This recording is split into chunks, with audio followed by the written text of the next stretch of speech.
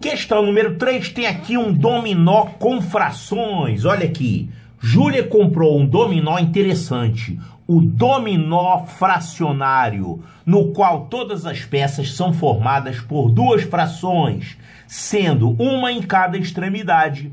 Em uma partida, Júlia possuía 5 peças conforme a figura. Olha que beleza, dominó fracionário, que brinquedo bacana, hein? Quer ganhar um desse aqui no Natal? Então, peça para o seu papai ou para a sua mamãe o nosso dominó fracionário. Então, nesse jogo, disse que duas peças são encaixáveis se a extremidade de uma peça tem uma fração igual ou equivalente à extremidade de outra peça. Fração igual e fração equivalente, o que é isso? Por exemplo, 1/2 e 2/4 não são frações iguais, são frações equivalentes. Representam o mesmo número, né? Se você está pensando no número representado por aquela fração, são números iguais. 1/2 é a mesma coisa que 2/4. Agora, em termos de frações, a gente diz que elas são diferentes. O nome correto é frações equivalentes. Então, para encaixar, tem que ter frações equivalentes ou então iguais. Ou então, se acontecer isso aqui, ó, se a soma de uma extremidade de uma peça com uma extremidade de outra peça resulta em um número inteiro. Então, olha esse aqui, por exemplo, ó, 2/3 e 1/3, a soma desses dois aqui resulta em um número inteiro. Vai dar 1, né? Pode dar um ou outro número inteiro, certo? Dos 10 pares de peças que Júlia pode formar com suas 5 peças, quantas são encaixáveis? Aí a gente precisa entender o que significa isso aqui. Como assim dá para formar 10 pares de peças? Se você escolher duas peças quaisquer, essa e essa aqui, por exemplo, você forma um par. Quantos pares diferentes você pode formar? Olha, você pode formar um par com essas duas, ou então com essas duas, ou então com essas duas, ou então com essas duas. Agora, também dá para formar um par com essas duas, ou com essas duas, ou com essas duas. Que mais? Um par com essas duas e um par com essas duas. Quer dizer, ao todo dá para formar 10 pares aqui. Então, observe que ele não perguntou quantos pares diferentes podem ser formados, porque só isso já é um problema de matemática, né? Mas aí ele já falou que são 10 pares diferentes que podem ser formados. Você tem que saber identificar esses pares, como eu fiz aqui. Isso.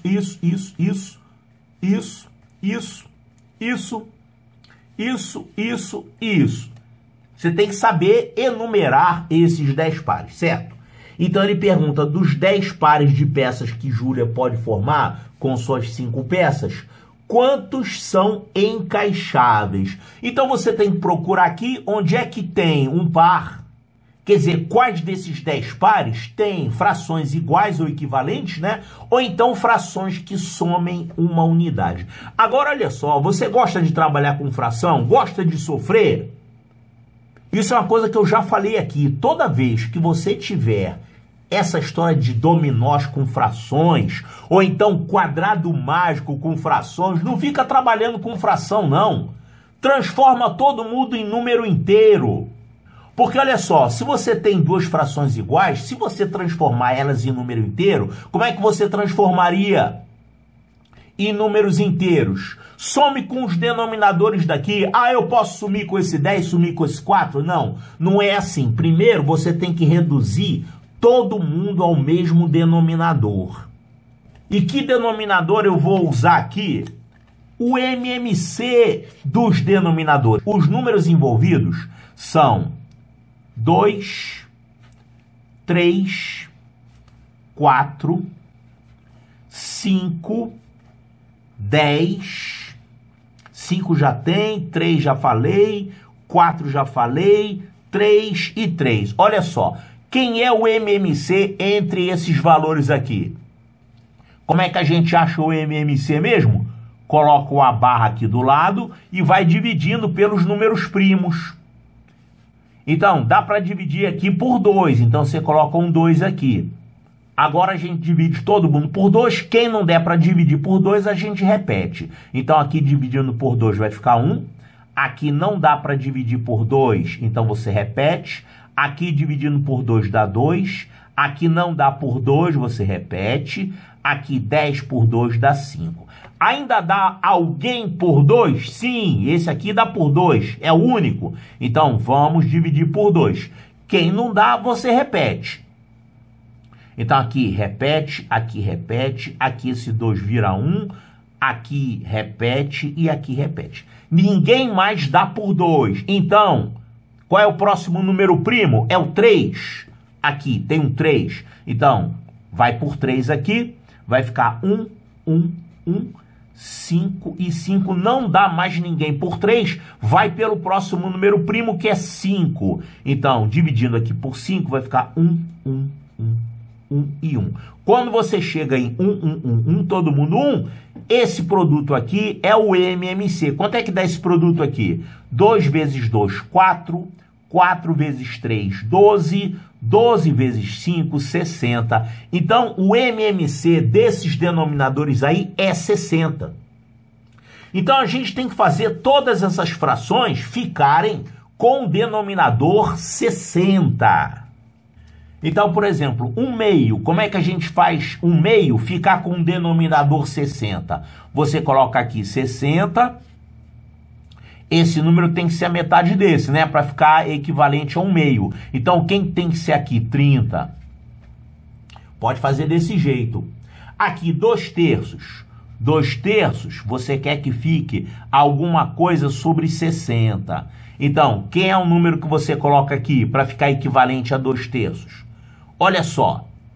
Daqui para cá, você multiplicou por quanto? De 3 para 60, você multiplicou por 20. Então, aqui, você multiplica por 20 também. 2 vezes 20, 40. Então, essa fração é equivalente a 40 sobre 60. E você faz a mesma coisa com as outras. Olha aqui. Essa aqui, 2/4, é equivalente a 1/2, né? Que é a mesma coisa que 30 sobre 60. Essa aqui, 3/5. 3/5, como é que vai fazer aqui? Você quer que fique 60. Aqui, o 5 para virar 60, você tem que multiplicar ele por quanto? Por 12. Então, multiplicando o numerador por 12, 12 vezes 3, 36. Essa aqui, 6 sobre 10. 6 sobre 10, você quer que vire 60 no denominador. Então, daqui para cá, 10 para virar 60, você tem que multiplicar por 6. Então, multiplica aqui também por 6, vai ficar 36.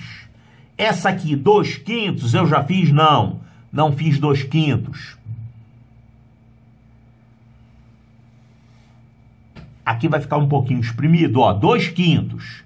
Você quer que vire 60.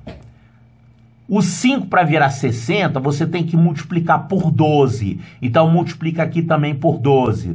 2 vezes 12 dá 24. Aqui, 1/3. 1/3 você quer que vire alguma coisa sobre 60. Para isso, de 3 para 60, você multiplicou por 20. Então, multiplica aqui por 20 também. Vai ficar 20 sobre 60. Claro, 1/3, né? Esse número é a terça parte desse. Então, se esse aqui é 60, a terça parte é 20. Aqui, 3/4. 3/4 você quer que fique com o denominador 60. Ó, de 4 para 60, você tem que multiplicar por quanto? Por 15, né? É, porque 60 dividido por 4 dá 15. Então, multiplica aqui também por 15. 3 vezes 15 é 45. Aqui, 2/3 a gente já fez, ó. O 2/3 é isso aqui, ó, 40 sobre 60.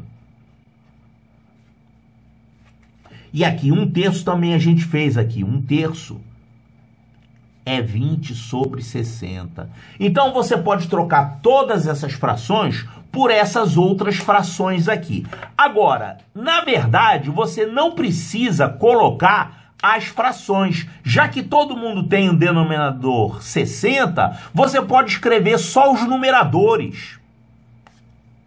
Vou fazer isso. Por exemplo, essa primeira fração aqui, 1/2, eu posso escrever 30 sobre 60, ou então, se eu quiser, eu escrevo só 30. Quer dizer, eu vou eliminar todos os denominadores.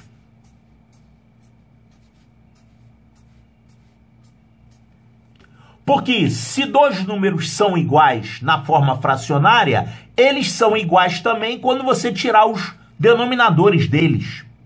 Por exemplo, aqui você tem 40 sobre 60 e 40 sobre 60. Se você eliminar os denominadores, vai ficar 40 aqui e 40 aqui. Certo? Então eu vou trocar cada fração pelo numerador encontrado aqui. Esses numeradores vão ser o seguinte. Eu vou trocar esse aqui por 30. 2/3 eu vou trocar por 40. 2/4 eu vou trocar por 30.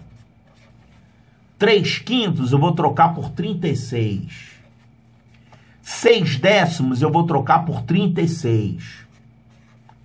2/5 eu vou trocar por 24. 1/3 eu vou trocar por 20. 3/4 vou trocar por 45.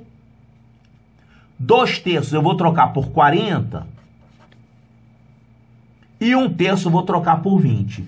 Agora ficou fácil. Você procurar as peças encaixáveis, você vai procurar números iguais. Por exemplo, esse 20 é igual a esse 20. Números iguais. Essas duas são encaixáveis.